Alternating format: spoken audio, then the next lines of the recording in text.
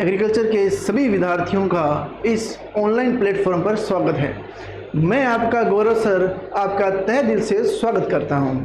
जैसे कि अपनों ने कुछ भैंसों की, गायों की और बकरियों की वैरायटी पढ़ी है, उसी के अनुसार आज अपने क्या टॉपिक नया स्टार्ट करने जा रहे हैं बेटा, मुर्गियों की स्थिति का मतलब मुर्गियों का क्या महत्व रहने वाला है अपने आर्थिक दृष्टि से, उनकी नस्लें क्या है, रोग में क्या लगता है मुर्गियों के, अंडा कैसा होता है, क्या उसकी स्थिति होती है, वो सभी बारे में आज अपने चर्चा करने वाले हैं और बहुत ही सरल तरीके से करने वाले हैं।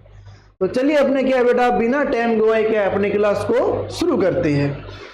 सबसे पहले बात आ रही है मुर्गियों का जो बॉटनिकल नेम होता है बेटा, वो क्या होता है। देखो, गैलस डोमेस्टिका, मुर्गी का जो बॉटनिकल नेम होता है वो क्या होता है बेटा, गैलस डोमेस्टिका। सिंपल सा नाम है गैलस डोमेस्टिका। कुल की मैं बात करूं तो कुल रहने वाला है बेटा फेसियोनिडी। क्या रहने वाला है, फेसियोनिडी।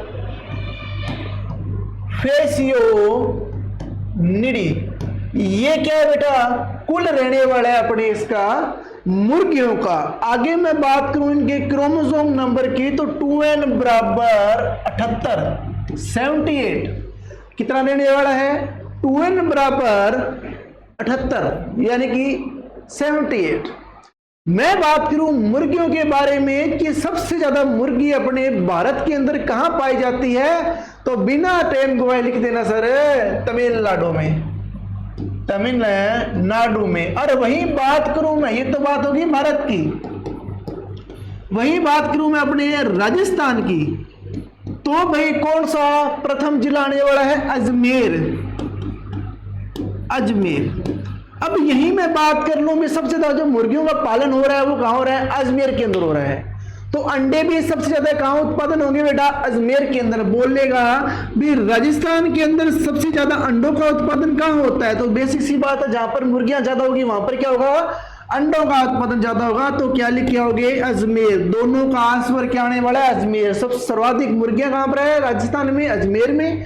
सर्वाधिक अंडे देने वाला यानी अंडे जहां पर उत्पादित होते हैं सबसे ज्यादा, वो कौन सा जिला है, अजमेर रहने वाला है। अगर मैं बात करूं भारत के अंदर, तो भारत के अंदर जो अपना सिंपल सा जो राज्य रहने वाला है वो रहने वाला है तमिलनाडु।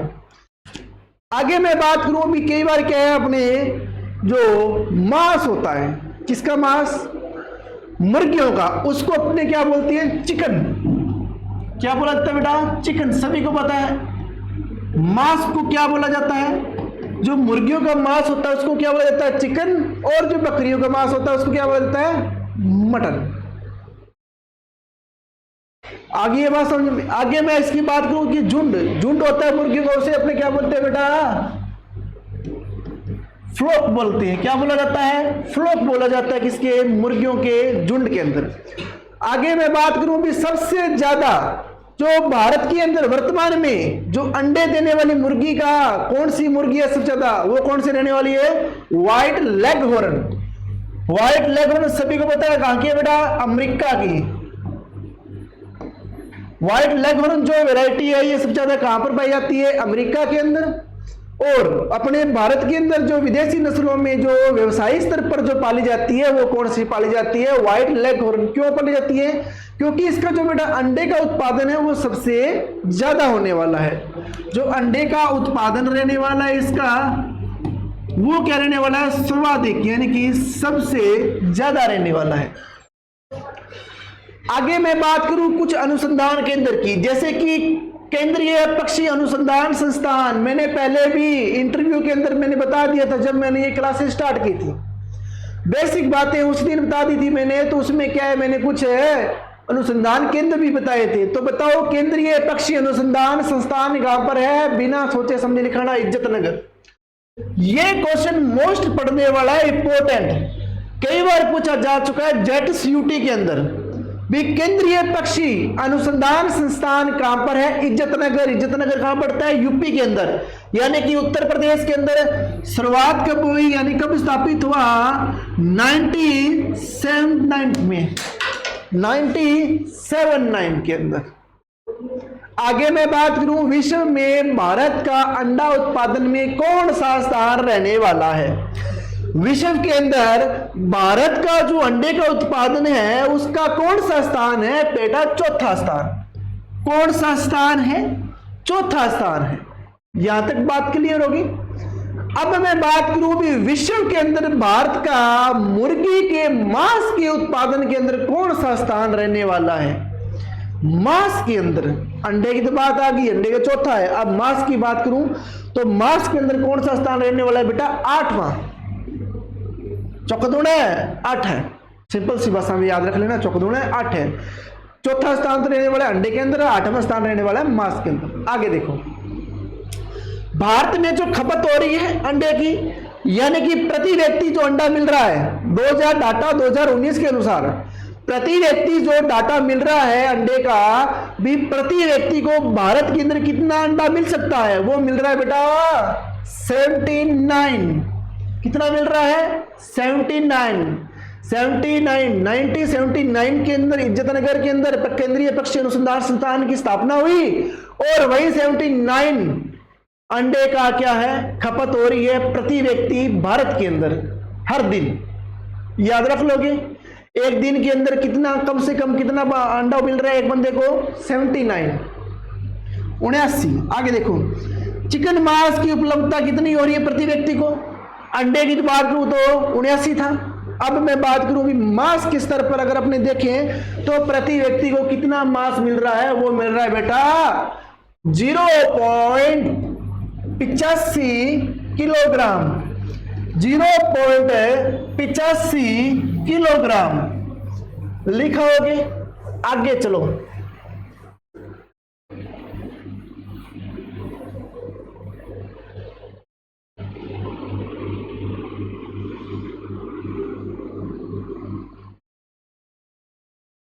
हाँ जी, देसी मुर्गियों का अंडा उत्पादन प्रति वर्ष कितना होता है? क्वेश्चन क्या है भी देसी मुर्गियों का अंडे का जो उत्पादन है प्रति वर्ष कितना हो रहा है? 60 अंडे का हो रहा है। कितने अंडे का? 60। यानी जो अपने देसी मुर्गी होती है, जो घर पर देसी मुर्गी अपने पालते हैं, वो एक साल के अंदर कितने अंडे देती है? 60 अंडे। कितने अंडे देती है? 60। ये क्वेश्चन मोस्ट है सारे, एक भी क्वेश्चन, एक भी लाइन मिस मत करना, सारे के सारे मोस्ट रहने वाले हैं।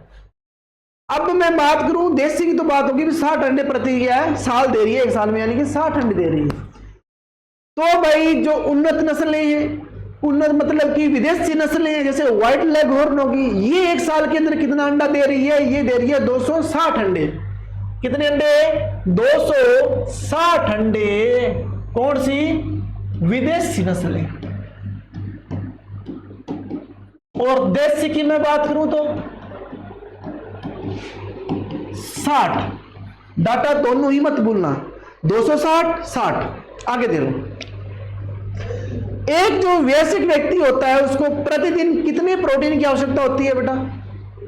सभी को पता है सर, 60 ग्राम। 11वीं बुक के अंदर पहले ही पेज पे लिखा हुआ है ये भी, एक व्यक्ति को जो प्रोटीन मिलना चाहिए वो कितना मिलना चाहिए? 60 ग्राम प्रोटीन क्या है वो मिलना चाहिए। इस प्रोटीन की मात्रा में से 1/3 प्रोटीन पशु जनित होता है, यानी मान लो 60 है, अब 60 में से क्या है? 1/3। 1/3 कितना हो गया? 10। अब वो 10 किससे मिलना चाहिए? पशु जनित से। किससे मिलना चाहिए? पशु जनित से। आगे बात समझ में के अंदर, चलो आगे देखो, एक मुर्गी के अंडे का जो औसत भार होता है, यानी जो एक मुर्गी है उसके जो अंडा है उसका औसत भार होता है वो कितना होता है? 58 ग्राम। पहले ही पेज पे 11वीं क्लास की बुक के अंदर लिखा हुआ है, मुर्गियों वाला चैप्टर शुरू होता है उसके पहले ही पेज भी सब डाटा लिखा हुआ है।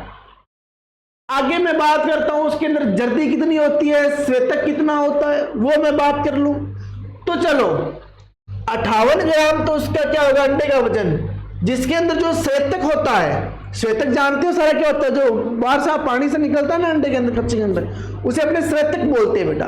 श्वेतक का वजन कितना होता है यहाँ पर? 34 ग्राम। कितना होता है यहाँ पर? 34 ग्राम होता है बेटा। वही जर्दी यानी कि अंडे के अंदर जो येलो पार्ट होता है उसको अपने जर्दी बोलते हैं। उस जर्दी का जो भार होता है वो कितना होता है 18 ग्राम। और 34 और 18 कितने होते हैं 52। अब पीछे कितना बच गया बेटा, कितना बच गया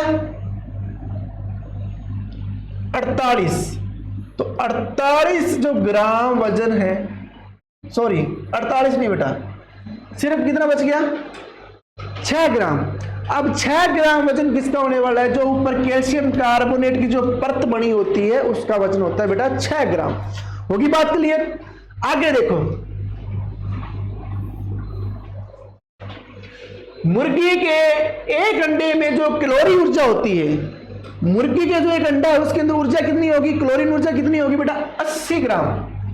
80 क्लोरीन ऊर्जा होती है। कितनी होती है एक मुर्गी के अंडे में 80 क्लोरीन ऊर्जा होती है। आगे चलो, मुर्गी के मांस का जो औसत, जो मुर्गी का मांस है उसके अंदर औसत जो प्रोटीन मिल रहा है वो कितना मिल रहा है 16 से 22%। कितना मिल रहा है 16 से 22%। अब उसी मांस के अंदर क्या है, वसा की कितनी मात्रा मिल रही है अपने को 1.5 से लेके 13% क्या मिल रही है, वसा की मात्रा मिल रही है। 16 से 22 ग्राम प्रोटीन की मात्रा मांस के अंदर और 1.5 से लेकर जो 13% मात्रा है वो किस में मिल रही है, वसा के अंदर मिल रही है बेटा।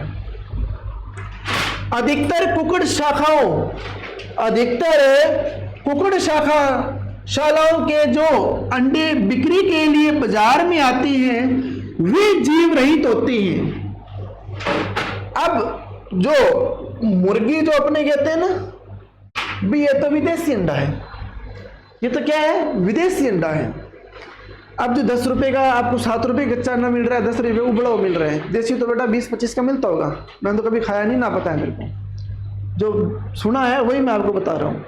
अब जो अंडा आ रहा है बिक्री के लिए बाजार के अंदर, कहां से, कुक्कुटशालाओं से, वो फर्टिलाइजर नहीं होते, यानी कि उन मुर्गियों के साथ जो मुर्गियां अंडे दे रही है उनके साथ मुर्गे नहीं होते, उनको मुर्गों का क्या क्रॉस नहीं कराते। अब जब क्रॉस नहीं कराएंगे तो सिंपल सी बात है उनके अंदर क्या है बेटा, अंडे के अंदर जीव नहीं बढ़ेंगे, यानी वो क्या होंगे, जीव रहित होंगे।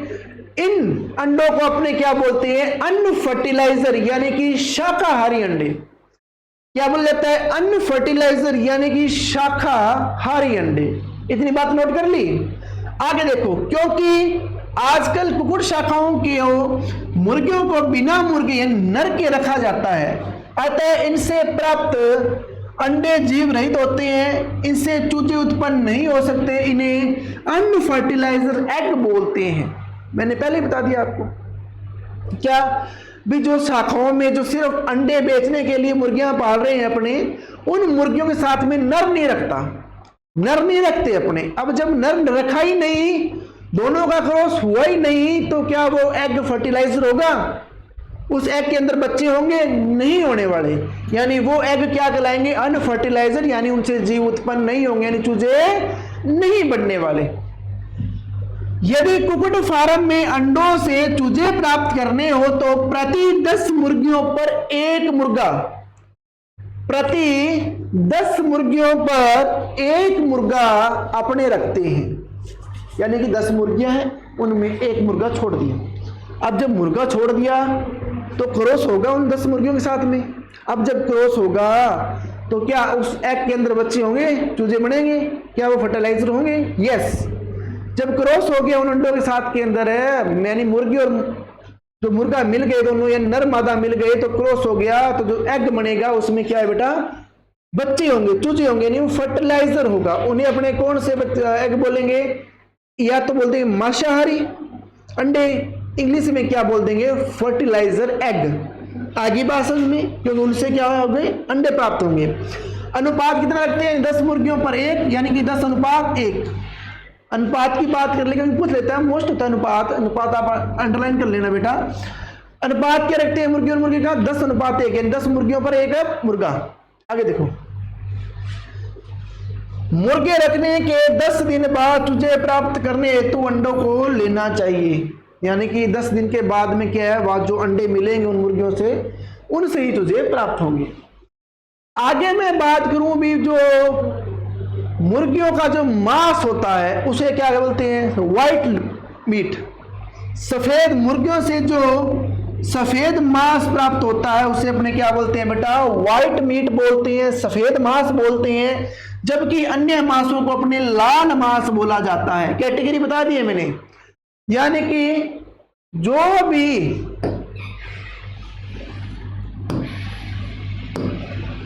जो भी मुर्गियों का मांस लेगा उसे सफेद यानी व्हाइट मांस बोलेंगे। अदर जो मांस है जैसे कि बकरी का, भेड़ का और भैंसे का, कोई भी है XYZ, उसे अपने क्या बोल देंगे? लाल मांस बोल देंगे। अब अपने कुछ मोस्ट जो बातें हैं वो करने जा रहे हैं बेटा। अंडों के चयन व अंडे सेना और चूजे की उत्पत्ति होना। सिंपल सा क्वेश्चन, बहुत इंटरेस्टिंग चैप्टर रहने वाला है।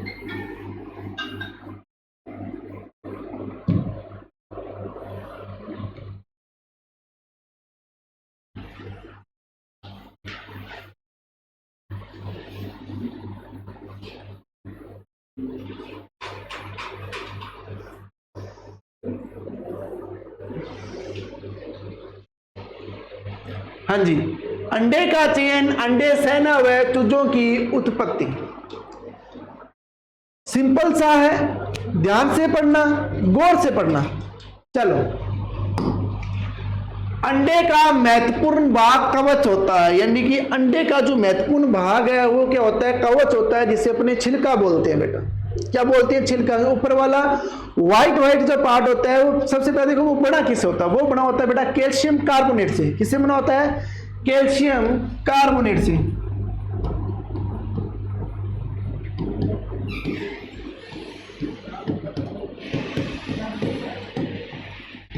कितना परसेंट होता है कैल्शियम कार्बोनेट उसमें? 94% होता है। होगी बात क्लियर? बना किससे होता है? कैल्शियम कार्बोनेट से।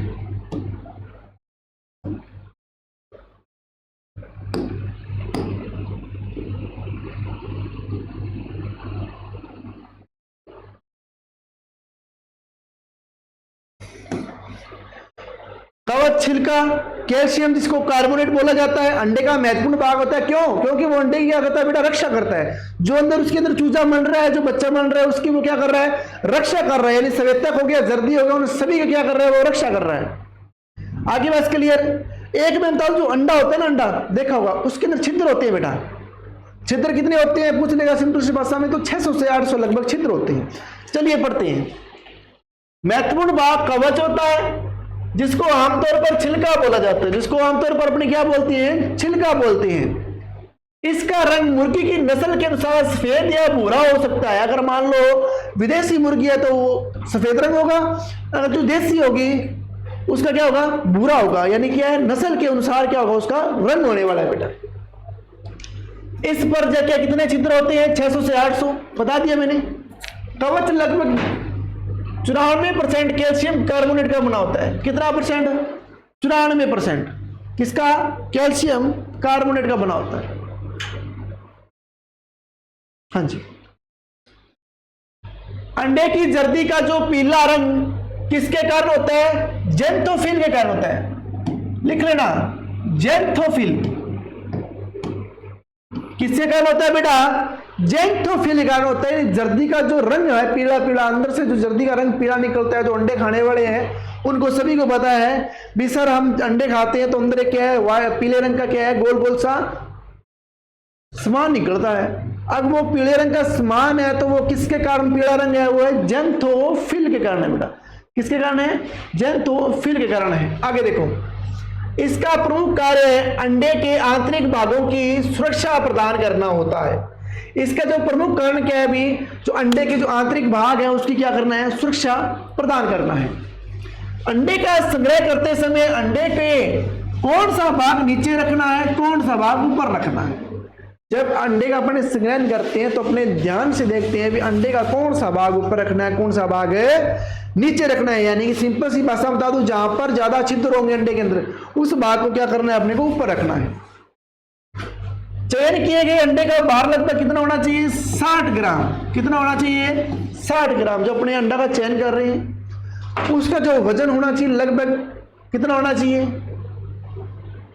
60 ग्राम। और पहले मैंने क्या बताया भी एक अंडे का वजन कितना होता है? 58 ग्राम। क्यों बताया?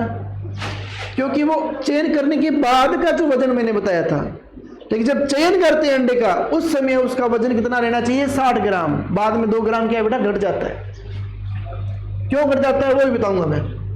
जिन मुर्गियों के अंडों का चयन करते हैं उनकी आयु 8 माह से 20 माह की मध्य में होनी चाहिए। यानी कि जिन मुर्गियों से अपने अंडा ले रहे हैं उन मुर्गियों का जो आयु है वो क्या है? 8 माह। यानी जिसका उन्हें बॉयलर बोलते हैं ना, याद है ना? बॉयलर मुर्गियां, बॉयलर अंडे, बॉयलर फीड सभी आएगा इसके अंदर बेटा। मैं सब एक एक चीज पढ़ाऊंगा आपको। इसकी आयु 8 से 20 माह के मध्य में होनी चाहिए जिसे अंडे ले रहे हैं। सभी बातें मोस्ट है, एक एक बात मोस्ट है। हमेशा जर्दी वाले अंडे का चयन करना चाहिए। हमेशा कौन से अंडे का चयन करना चाहिए? जर्दी वाले अंडे का। नेक्स्ट, ल्यूकोसिस एक ऐसी बीमारी है जो अंडे के माध्यम से चूजों में फैलती है।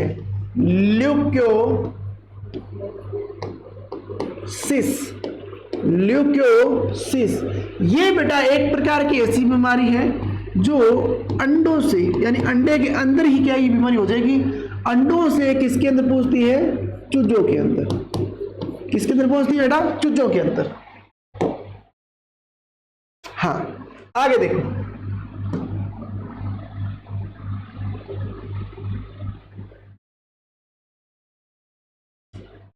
हाँ जी, अंडे का संग्रहण अवधि गर्मियों के 3 दिन और सर्दियों में 7 दिन से अधिक नहीं होनी चाहिए। यानी कि संग्रह करने हैं तो उस अंडे को अपने क्या, अगर गर्मियों का टाइम है तो 3 दिन तक रखना चाहिए।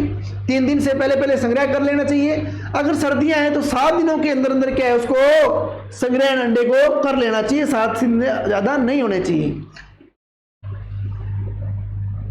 ये छोड़ो, निषेचित अंडे को गर्मियों में नमी प्राप्त होने पर उपस्थिति में डर्मिडिक्स बढ़ने लगता है और 21 दिनों के अंदर पूर्ण चूजे का आकार ग्रहण कर लेता है। मान लो चूजा है, अंडा बना है, वो अंडा क्या है? फर्टिलाइजर है। उसके अंदर क्या है? जो मुर्गी है उसके अंदर नर को क्रॉस कराया था, फर्टिलाइजर है, अंडे के अंदर बच्चा है। अब वो बच्चा कितने दिनों के अंदर क्या है भी प्राप्त कर लेगा? जैसे कपड़े कहते हैं मुर्गी से है, मुर्गी क्या बोलते हैं उसको? कड़क होगी या कुकुड़ होगी, इस प्रकार उसको बोला जाता है। यानी कि अगर उसकी उपस्थिति है, गर्मियों दिन नमी है, तो उसमें डर्मेटिक्स क्या है? बढ़ने लगता है और 21 दिनों के अंदर, यानी जब मुर्गी है उस अंडे को सेगी यानी उसके ऊपर बैठेगी। अब बैठने के पश्चात 21 दिनों के बाद में क्या है? उस अंडे से क्या है? पूर्णतः चूजा बाहर निकल जाएगा। अंडे से चूजे बनने की प्रक्रिया को क्या बोला जाता है बेटा? उद्भवन। अंडे सेना क्या बोला जाता है? उद्भवन, इनक्यूबेशन। इनक्यूबेशन यानी कि उद्भवन बोला जाता है। होगी बात क्लियर? चूजे सिर्फ निषेचित अंडों से ही निकलते हैं। सिंपल सी बात बेटा सभी को बताया भी, अगर चूजे अपने निकाल रहे हैं तो सिर्फ निषेचित अंडों से ही बनने वाले हैं। सेना अंडे से उपस्थित समय में फरवरी व मार्च, यानी सेने का जो अंडे का उचित समय है, सेने का यानी मुर्गी बिठाने का जो उचित समय है वो कौन सा है? फरवरी से मार्च के महीने के अंदर, यानी फरवरी के अंदर और मार्च के अंदर, सिर्फ 2 ही महीनों के अंदर क्या अपने मुर्गियों को अंडे पर बिठाकर उनसे बच्चा प्राप्त कर सकते हैं। हाँ जी बेटा, तो भाई कैसी लगी क्लास? आई होप, आशा करता हूं कि आपको पसंद आई होगी और बहुत ही मोस्ट बातें मैंने आज बताई हैं। तो दबा के क्लास को लाइक करें, शेयर करें, कमेंट करें। धन्यवाद।